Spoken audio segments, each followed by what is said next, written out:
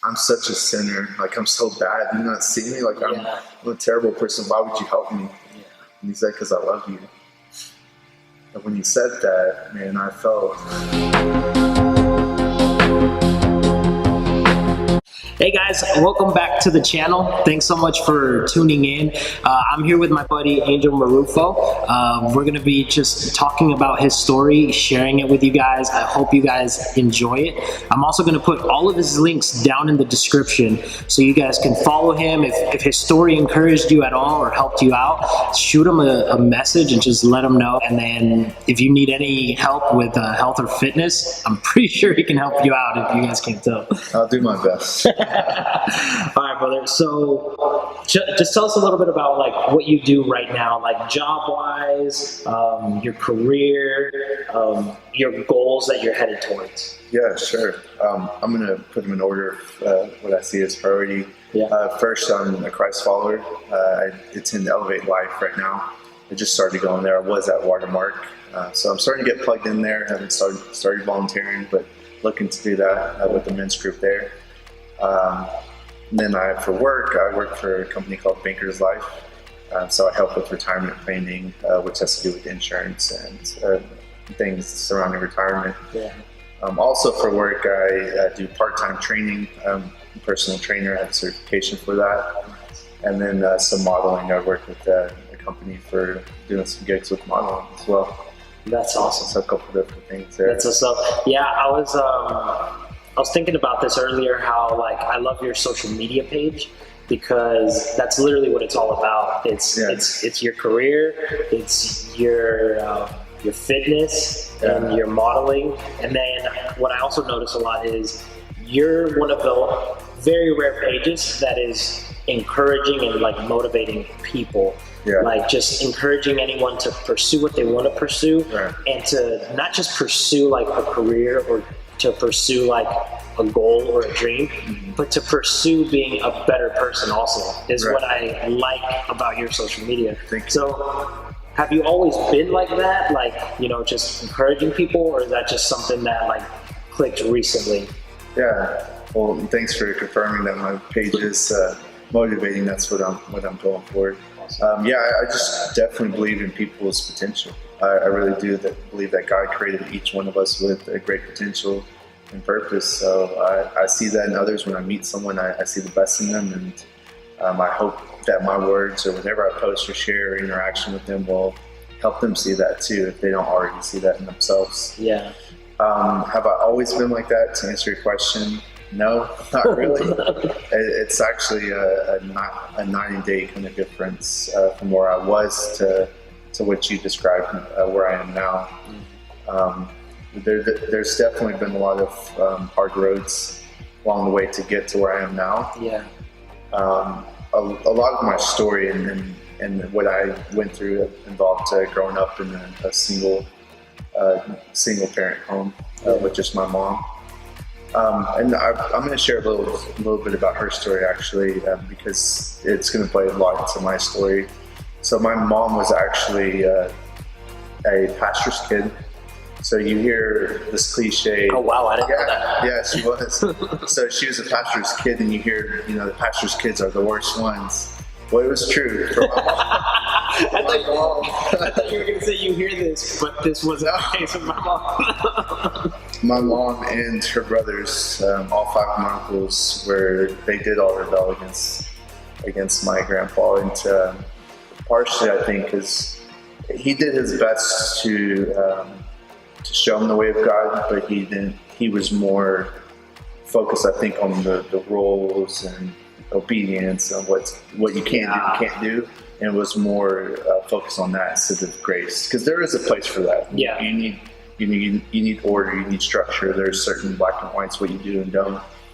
But when there's no love to accompany that message, it can be very restricting. Yeah. And it was for them. So my mom actually rebelled against that because she just, especially her being the only girl, my mom was the only girl. My mom was surrounded by boys, and my grandpa really tried to protect her, and he put even more roles on her. So she ran away from home when she was 13. for freedom. And that's how she met my dad. He was, I think, 17 or 18, and she ran away to have this freedom. And she had my sister, my older sister Elizabeth, by the time she was 14. Wow. Yeah, Dude. and so my mom had all of us back to back. We're all a year or a year and a half apart. So by 18, my mom had 4 kids. Jeez. Yeah, and the irony here is my mom ran away from home for freedom, but she actually got into more bondage because it ended up being that my dad was very controlling and abusive mentally and physically. So what she was trying to run from, she ran into. Wow. And so my mom had to leave, and a single mom by the age of 18 with 4 kids. So that's just kind of giving you a background for where I grew up. My mom obviously didn't finish school, but she always did her best with us. And now me and my brothers and sisters are, we're college graduates and we're educated. But That's awesome. yeah, it really is. It attests to my mom's, diligence in raising us and how awesome she really is. I know everyone has a super mom, but my mom really was. She obviously made mistakes along the way, but definitely made sure that we still had a good life. So growing up from there in a single parent home, it was challenging because my mom was very loving. She always did her best for us and would sacrifice for us, like a lot of people's moms will. Yeah. But she could never fulfill that role of my dad because he wasn't around, and I didn't see him occasionally. It'd go years before I would see him a lot of times, and especially the first half of my life. And then later half of my life, I would see him occasionally. He'll pop in here and there, but he still wasn't a father. Oh, he wasn't a father at all. He was more of a stranger than anything to me. So, and my mom doing her best, she couldn't fulfill that role of what a father should do. It really affected me, especially being the oldest boy. It affected me because for my brother, who was a year and a half younger than me, I was an example for him, and I would teach him the things that I knew, but I didn't have anyone to teach that to me. Yeah. So you were just learning it all by yourself. I was winging it, doing it as best as you could. A lot of trial and error, man. A lot of trial and error, a lot of mistakes, a lot of things that I learned that I had to try to learn on my own. So the only example that I had for what a man was what I saw on TV, what was portrayed as a man on TV, and with the music that I listened to. And if you actually stop and pay attention to the lyrics of some of the music, what it describes men doing and the relationship to women is completely off, and it's completely unhealthy. Yeah. And that's what I was assuming the man was, so that's what I was trying to live out. And just naturally, a lot of those things, when you try to live those out, those consequences are very real, and they came along with it.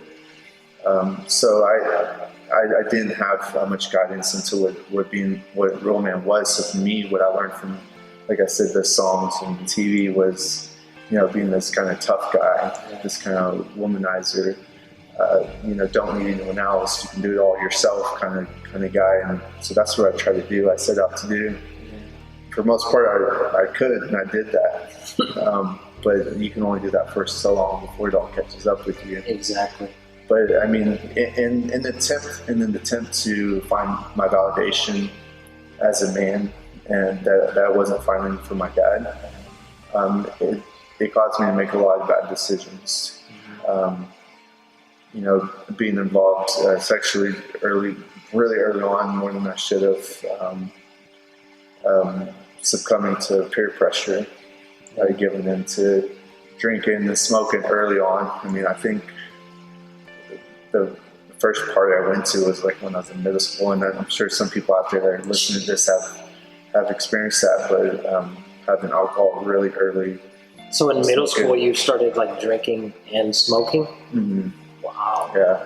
In 8th grade, we had a friend, one of my friends, his sister was older, and when I went to stay with him at his sister's house, we drank there and drank liquor and alcohol, and I was like 12 years old. Like, yeah, man. And then You don't even have stories. You don't even have a chin hair at that point. Yeah, well, me, I had a little bit. I hit puberty a little early, I guess. Yeah, so it was okay. but yeah, I mean, I'm definitely exposed to those things, and I think nowadays, I'm definitely not the only one that both people nowadays, especially, are exposed to that earlier on than they should be. Yeah. And so those were the things that I knew and understood. That's the best I knew life. Yeah. So I lived in that, and so going into high school, I got into sports and ended up being pretty good at those, and that gave me a lot of popularity, and which probably fed to the wrong side of you, right? Like it probably pushed you even more into all that other stuff, or do you think it calmed you down a little bit?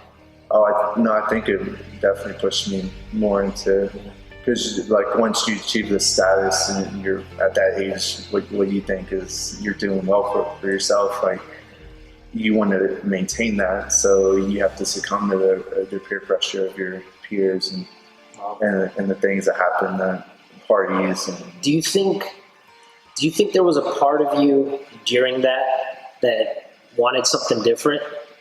Like, if you were to like be real with yourself in that moment, like, do you think there was something in you that said, "Man, I don't want to do this stuff. Like, I want to be like a better person than what I'm being right now"?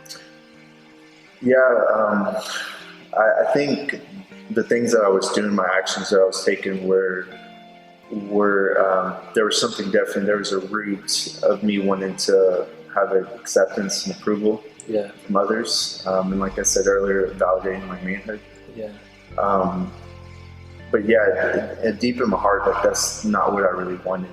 Those are just the means that I felt like that would give me the end of this approval and validation that I was seeking, but it wasn't what I was really seeking. So yeah, I mean, those things eventually catch up, right?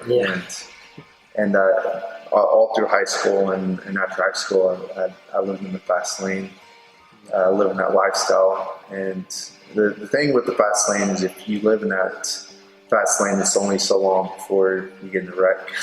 And it's usually a bad one. Because when you're going fast, you wreck, it's even worse, right? And that's what it took for me. For me, I got worse before I got better.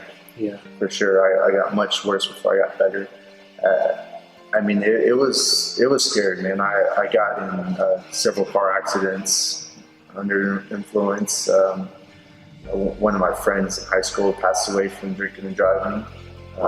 In a situation that you were in, or it just happened? I wasn't with him in that, but there was that same guy. There was times where I was with him. He was drinking and driving, and we were knocking down mailboxes, swerving, and I mean, it was a bad situation. So like fully messed up. Oh yeah, we're definitely messed up. And those two wrecks I got in were pretty bad. They were really bad. Even one of them, the car was so totaled and destroyed that whenever the paramedics showed up on the scene, they looked at me and my friends that were with me and they said, "Are y'all the only survivors left?" Because they looked at the car and they were like, sure that someone didn't make it, and they thought we were the only ones that made it.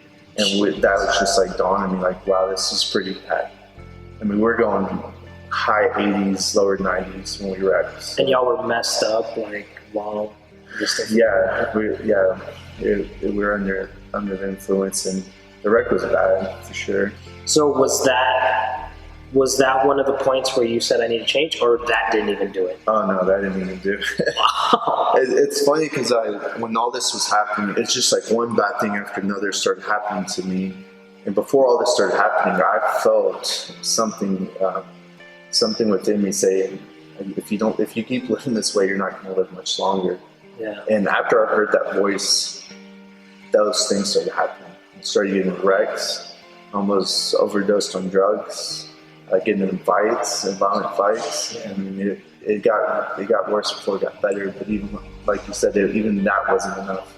So even when you heard that thing in the back of your head saying, if you keep doing this, Right. Like, it's gonna be over soon. Like, Right. like, what was your response to that? Almost like, Well, that's I mean, it scared the crap out of me, man. Like, because, and looking in hindsight, I definitely felt like it was God kind of warning me. Yeah. It wasn't him, doing that to me, trying to take me out or punish me, but it was just my natural consequences for the decisions that I was making. Yeah. But he gave me a warning. He was like, if you keep doing this, you won't live much longer. And it like scared me. I'm like, whoa, like that. I could hear it so clear. Like it scared me, but it didn't help. Like I didn't slow down. I just kept going faster. Mm-hmm. Yeah. So what did change it then? What did change it?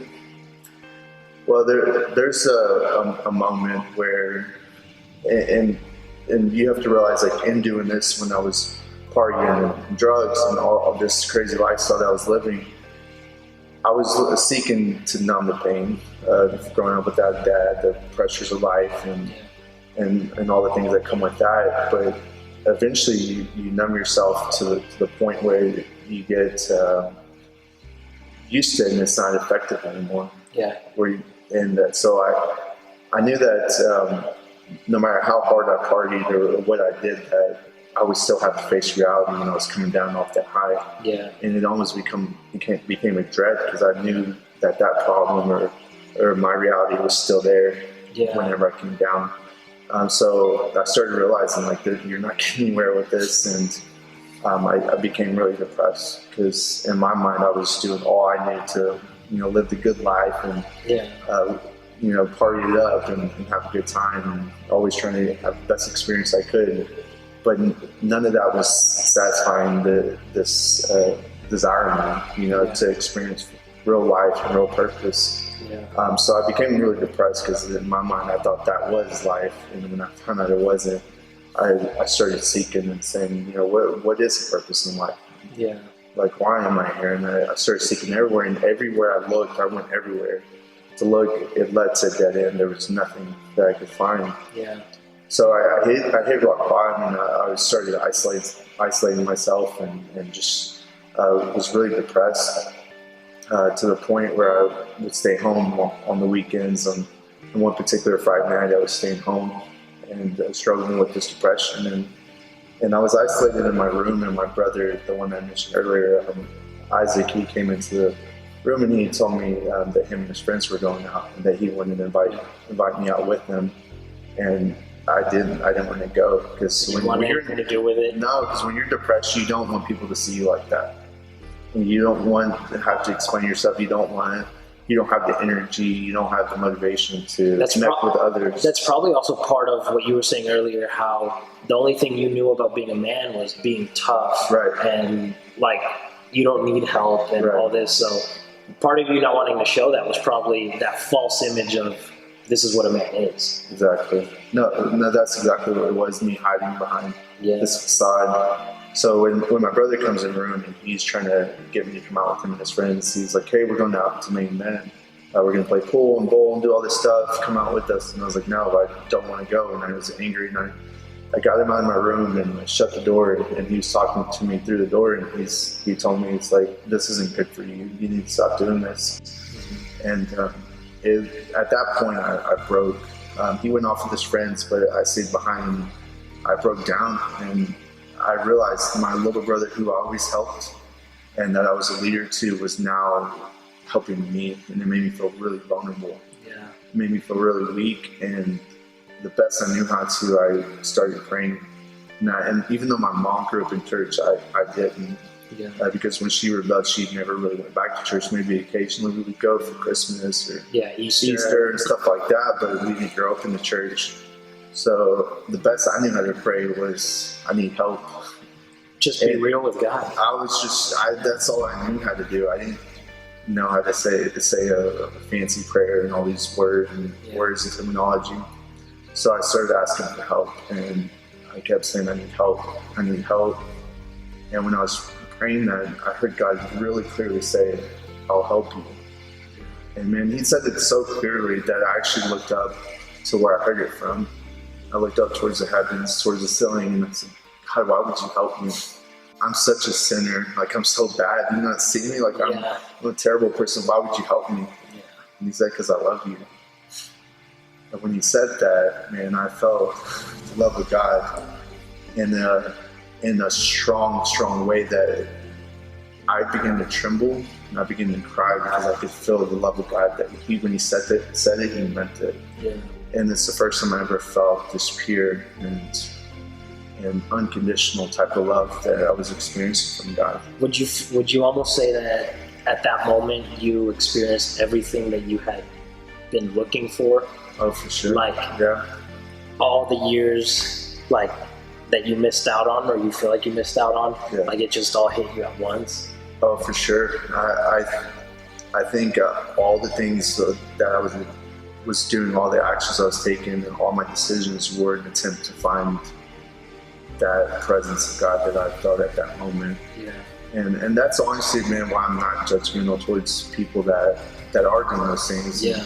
Because I know that deep in the heart they're really looking for that. Because I was, yeah. But I was just looking in the dark. Yeah. Right, and I was doing the best with what I had and knew how I did to do. I was looking for those things. Yeah. But really, man, I really believe that all of us here, what we're seeking to fulfill in our hearts is this thing we're talking about, is this presence of God, this connection, this relationship with God. Yeah. And for the first time in my life, I felt that, and it felt like this is what you were missing. This is what you were looking for. And I mean, I felt that in such a powerful way that I could literally feel Jesus standing in my room. I felt him so strongly, man. It was overwhelming. Like I said, to the point of crying and being unable to control myself. And I felt the power of God to the point where it was almost this fear of God, because you felt so much power. And this is a creator of the universe in the room. And he was so powerful that it was almost scary, but at the same time I felt really safe. Yeah. Like I knew that he loved me and that he wasn't going to do anything, but you could feel his power and this aura of his power. And then at the same time I felt the perfection and holiness of God, which in contrast made me feel unworthy and sinful. And I felt this, like I could hardly lift my head, but at the same time I felt very accepted. Yeah. And like very not judged. No, not at all. I felt very accepted and embraced by him. Yeah.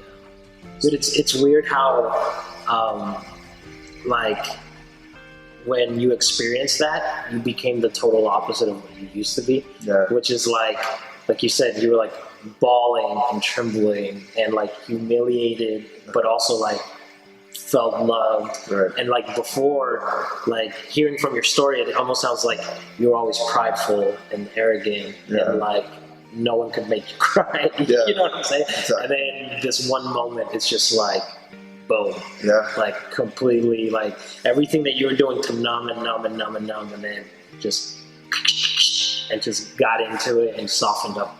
Oh, for sure. Turned you into a big teddy bear. Oh, for sure, man. And I think that's true, especially for the guys that have a tough guy kind of persona. Mm-hmm. Like, I feel like they're the ones doing it the most. Yeah. Because you can think about in nature, like you see a turtle, right? And it has this hard shell. The reason it has such a hard shell on the outside is because it's so soft on the inside. Yeah. You know what I'm saying? I'm just exposing all the tough guys out there. But a lot of times we are like that. We know how sensitive we really are inside, so we have to put on this persona on the outside, this shell, so that no one can penetrate that softness, because we know how vulnerable we can be to our emotions and the circumstances. Exactly. It's so awesome, man, because that's really like what my vision behind all of this has always been. Like the whole Be Real series is like encouraging people to just be yourself, like be real with yourself and be authentic with other people, because that's the happiest you'll ever be, is when you're being like that. Because if you're putting on this persona, this facade, eventually it gets tiring. And then, like, imagine actors, they don't want to act 24/7. So why are you out acting for the world 24/7? Like, when you come home, you're like, God, the day was like so draining. Well, it's because you were being fake the whole time. That's right. Like, I'm not saying go up to everyone and just be like, emptying yourself out. But it's like, if the person genuinely asks, like, hey man, how you been? Like, just tell them genuinely how you been. And if they really care, they'll ask about it more. And if they don't, then hey, there we go. Boom. All right, I'll catch you next time. And you just move on, but don't try and like put on this front for everyone. So it's just really cool how like that's almost like what you are. That's what you're walking out now. You're just like, this is me. Like, yeah, exactly what you said. I think whenever you know who you are in God and your purpose and the value you have as a person, you don't have to pretend anymore. Yeah. And when you're real with people, you're authentic with people, the awesome thing it does is it allows them to do the same. Yeah. It allows them to be real with you. Yeah. Some people will reciprocate it and some won't, like you said. Some people still think, well, if I really show who I am, if I'm transparent, then they'll judge me, or they won't like me anymore, or they'll think I'm sensitive or weak or whatever. Yeah. So some people will still have that fear, but at least you gave them an invitation. Yeah. Like you were real with them. And then some people reciprocate that. They're like, I want to be real with you too. Like I want to be authentic. Like, and just the nature of the society we live in, where social media is so prevalent, and you know everything everyone's page you see, they're always smiling, and it's the best clips of them, the best you know pictures of them, and it's like it's not always like that. But in your mind, subconsciously, even though we know that's not real, we think we have to be like that all the time. Yeah. So we never can be real with people because we feel like we're not, you know, staying up to par with everyone else, because everyone else is happy and always on vacation and always getting a new car, a new house, and all these things. It's not real, man. So almost like for closing, you told us your story, everything that your mom went through, which is a great background for what you started going through, and then how you came out of it in that moment. But I bet you a lot of people are also wondering, like, you know, I've had a moment like that, you know, even if it wasn't like with the presence of God per se, but they've had a moment where it's like, I'm turning this ship around, you know, I'm not going to wreck the ship. But practically, how have you been able to keep steering the ship forward and not letting it go back to that stuff? Because I guarantee you, like, there's a lot of people who probably feel that rock bottom and they're like, this is it, like I'm changing. And then a week later, they're like, oh my God, I'm back into the same crap. You know what I mean? No. Which is normal, it's human. But what have you done personally to keep you going straight? Because now you're successful in your career. You're successful in, you know, the fitness world also, which is, I mean, I would call it your career also, you know what I mean? And you're successful with people, and you're successful because you're just happy and smiling all the time, you know what I mean? So what would you tell people like? Yeah, I think you have a really good point there. So sometimes when we come to this, you know, enlightenment or this moment where we're like, okay, I'm going to change things, I'm going in a different direction. And we start pursuing that, and then, like I said, a week goes on, and that motivation or that emotion, it doesn't carry on. Mm-hmm. And at that point, it has to become discipline and habits, and surrounding yourself with people that can keep you accountable to that. Yeah. So it becomes a daily thing. Even when you look at the Bible, in the scriptures, Paul says that he died to himself daily, or Jesus said that we should die to ourselves daily, that we take up our cross daily. Yeah. So I mean, it's a choice you have to make every day. Now, every time you make that choice, it becomes a little bit easier, right, to make that choice. I'm going to be selfless, right? I'm going to make healthy choices. I'm going to eat healthy. I'm going to work out. I'm going to read. I'm going to go to bed early. I'm going to connect with people. I'm going to be authentic with people. So the more you make those choices, the easier it becomes, but it still has to be a choice every time. So to help me do that, definitely I keeping my mind sharp, reading the Bible, reading books, keeping connections with people. I have a mentor at Elevate Life, David. He's an awesome guy. I'm so grateful for him. I have a community group. One of my closest friends, like a brother now, knows more about me than anyone. Yeah. Probably as much as my brother Isaac that I mentioned. We're actually friends too, not just brothers. We're best friends. That's a choice. Brothers, I'm not saying that, but us being friends, I mean, I love the guy. We're definitely good friends too. But some of my other friends from church have kept me accountable. But you have to be willing to, like we're talking about, be real with them. Even if you're real with someone and they think less of you or judge you, because that's the potential that may happen. But even if that happens, you have to realize that who you are as a person and your value isn't tied with your performance and what you're doing at that time or what you're thinking or the actions that you take. because your performance is going to vary, Yeah. right? But your value as a person never changes. Yeah, that's good. You know what I'm saying? Yeah. But when we confuse those two, we merge those two. Yeah. When we put our value is your performance, right? Yeah. Then you don't want to be open with people, because when you're performing low, you're going to think that people think low of you. When you perform high, you're going to be boastful and arrogant, and you're going to want to tell people what you're doing and not tell them when you're not doing good. Yeah. So whenever you realize that your value has nothing to do with your performance, how much money you make, your title, your status, your relational status, how you look, what you pay, all those things aren't they're not one and the same. They're two separate things. Yeah. Right. Like the example of a car, like a Corvette. Like the value of a Corvette is the value of the Corvette regardless of how fast or how slow it's going, right? Yeah. So the same way with us, like we're innately valuable as people because we're made in the image of God. Yeah. Right. We all are equal, and I think we confuse people's bank accounts and their status and their success, with their looks, value. with their value. Yeah. And now they can contribute a lot of value in those things. Yeah. But they're just down here with everyone else, though. Like, just as much as a homeless man as Bill Gates, they both have equal value as people. Yeah. Their value monetarily and what they contribute to the economy is different, obviously. but I think, and I know that's obvious, but I think subconsciously a lot of times people equate those two together. Yeah. Because think about it, like when you first meet someone, the first thing they ask you is, what do you do for a living? Yep. And essentially what's going on there is they're trying to size you up and figure out how much money you make. Yeah. Right? Because they're going to kind of contribute value to you as a person. Can he benefit me or not? Yeah. Is he knowledgeable or not? Yeah. Like, so we do that subconsciously, and maybe no one's going to admit that right away, and they may or may not agree, but really evaluate your thought process, what goes on there whenever you meet and interact with people socially. Yeah. And you may come to the same conclusion that I'm saying, that I think we do that as humans. Yeah, that's true. It's so weird to look back, because I used to do that with people, not size them up. Like anytime I've ever asked someone, like, what do you do? I feel personally that I genuinely want to know what they do and why they do it, because that gives me a gauge of what kind of person they are.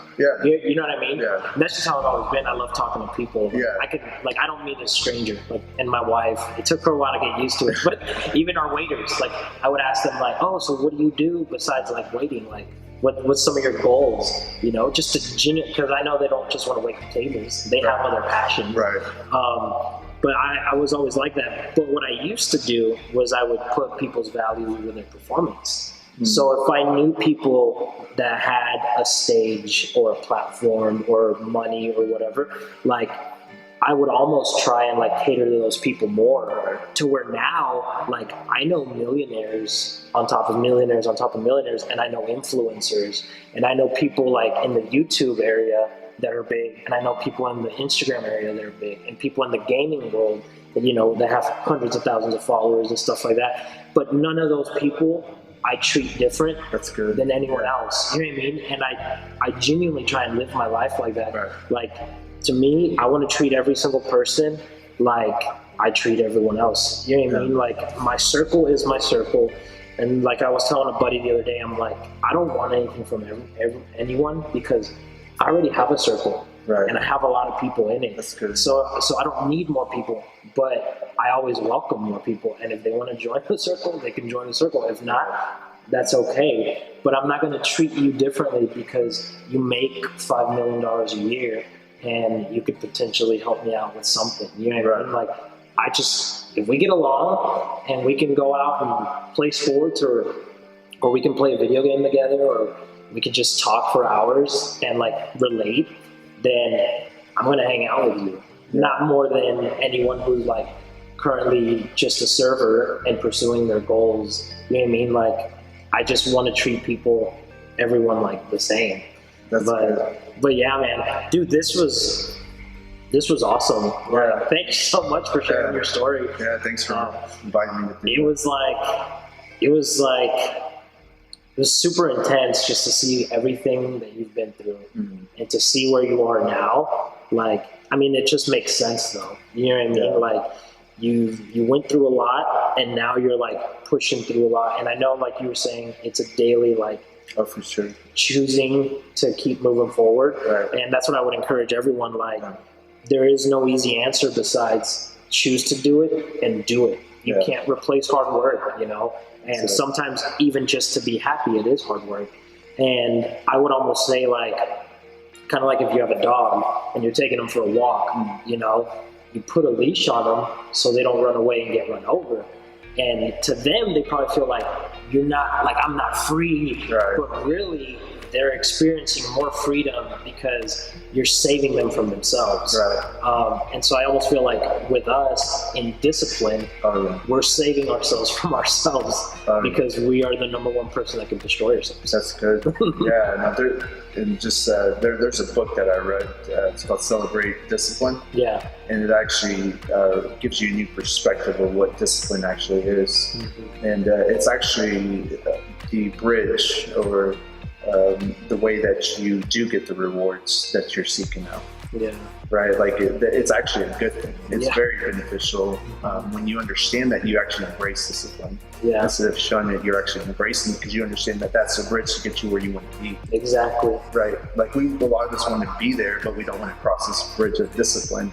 It's not going to happen. There's no way around hard work.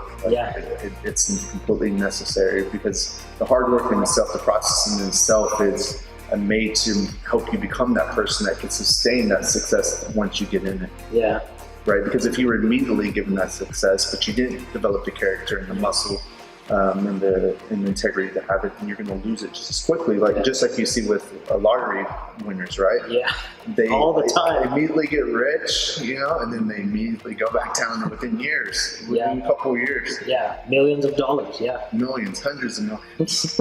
So I think like you said, it's a daily thing, and it's going to take discipline. And I think when you understand that, you actually embrace discipline. So what is one thing that you would say to them just to kind of like log us off? I mean, there's a lot I would say, and I wish I could sit with each one of you and have a time to dialogue and learn from you and you learn from me. I mean, ultimately everything you're doing right now, I would say start with the end goal in mind, right? Like when you look at your actions that you're taking every day, the way you're eating, your sleep patterns, things you're reading, listening to, everything, the decisions you're making. Say, if I keep doing these in 10 years from now or 20 years from now, where will this lead me? Right? If I keep eating the Twinkie, keep eating the junk food, where will this lead me? And then you say to yourself, well, I'll be overweight, because we're thinking short term, right? But when you have a long term perspective on things, you're able to beat discipline, you're able to bear hard times, because that's just a means to the end. Right. So I just start everything with the end goal in mind. My brother, he'll say, think in the extremes. Like if I eat 10 of these burgers, what would that do to me? Even though you're just eating one, just always think in the extremes, because eventually you do end up 10 after a week or however long. But I think that's a big thing that came to my mind. That's really good, actually. That's really good. So guys, don't just think short term, think long term, because eventually you're going to be there. And if you don't change what you're doing short term, your long term, what you see it now, may change by the time you get there. Oh, it's true. There's so many things that would back that up, that greatness starts with everyday decisions, right? I mean, being extraordinary happens when you do ordinary things extra well, you know? So, I mean, it really is in the small things. We always want these big events, and, you know, the award you get, the promotion you get, the relationship you get, whatever, like, those are only a result of the things that led up to it. So I would just say pay close attention to the details of your life, the way you're thinking, the decisions you're making, the way you're spending your time, because within those is the potential for greatness in your future. Exactly. Dude, that's awesome, brother. Well, that's going to be it for today, guys. I really hope you guys enjoyed it. If you did, please give us a thumbs up on the video and share it with anyone that you think would benefit from hearing this. And like I said, I'm going to keep all of his links on the description. So if you guys want to go follow his Instagram and just send him, you know, a message of encouragement, or just let him know, hey, you helped me out in this way. I'm sure he would appreciate that and love that. I would love that too. If I help you guys out in any way, if this video benefits you or encourages you in any way, even a small amount, then just leave a comment down below, and I always read my comments and respond to them. But that's gonna be it, guys. Until next time, I appreciate you guys, and y'all be real. Nice. Dude, that was freaking good, man.